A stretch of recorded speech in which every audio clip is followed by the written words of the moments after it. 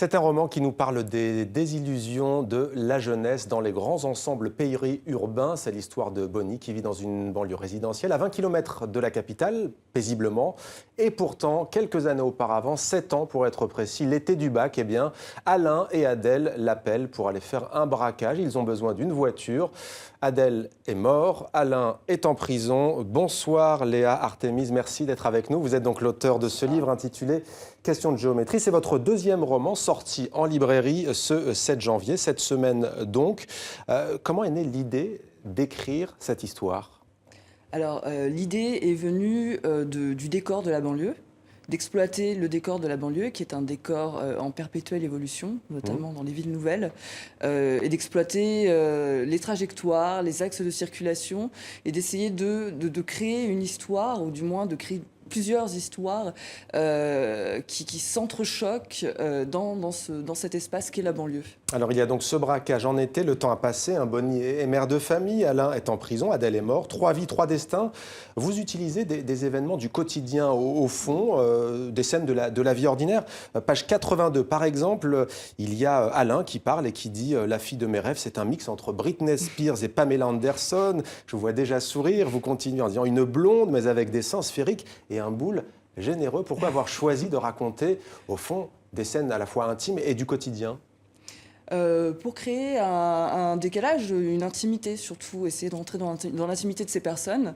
Et j'imagine souvent mon écriture comme quelque chose d'assez cinématographique. J'ai un regard, pourtant je ne fais pas de cinéma, mais j'ai un regard qui pourrait éventuellement s'apparenter à des mouvements de caméra. Et j'aime ces grands mouvements de caméra, passer d'un espace, d'un grand ensemble, à un petit moment très intime dans la chambre de ce personnage. Et pour ce faire, vous utilisez la rythmique, vous alternez les voix des personnages dans des scènes courtes et rythmées. Il y en a des vraiment très courtes, on peut peut-être les montrer à l'image. Là, par exemple, voilà, c'est une liste de courses, il me semble. Enfin, pas de courses, en tout cas, lait, beurre, cornflakes, sac poubelle. Ne traîne pas, bisous, maman. Et d'ailleurs, il dit, et un paquet de pépitos à planquer des filles dans le fond du placard. Qu'est-ce que ça apporte au récit d'alterner comme ça le court et le plus long ? Pour moi, ça apporte une dynamique, ça tranche. Je voulais quelque chose d'assez incisif et pour le coup, cette liste de courses, très bien choisie, tranche réellement avec le discours d'Alain, avec justement cette narration, toute cette histoire de cette fille au boule généreux. Alors, vous parliez tout à l'heure de la banlieue. J'aimerais lire un autre extrait, page 37. C'est Alain qui parle. « Je me souviens quelques semaines avant le braquage, avec Adèle, on traînait encore dans le sous-bois, pas loin de chez moi. L'expression désigne un rectangle de végétation, touffu, strié d'un circuit de promenades en gravillon que la municipalité envisageait de faire clôturer. On est en ZUP et en bordure d'une ZAC à 20 km de la capitale. » Vous utilisez ces sigles, des acronymes, vous ne les expliquez d'ailleurs pas. Vous voulez vraiment nous plonger dans cette géométrie, c'est ça ? Oui, cette géométrie de la banlieue. Et ce sous-bois existe d'ailleurs. Donc c'est un sous-bois qui maintenant a été clôturé par une municipalité. Oui, la banlieue est une suite d'acronymes, d'espaces comme ça figés dans leur définition quotidienne. Donc on ne prend pas la peine d'expliquer ce qu'est une ZAC, on le sait.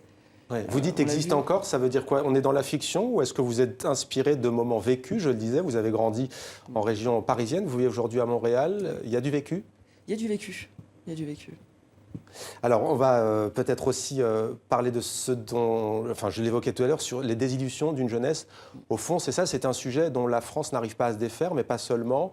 On a le sentiment que les années passent, les décennies passent, et il y a toujours ce malaise, au fond, d'une certaine jeunesse en France, dans ces grands ensembles périurbains.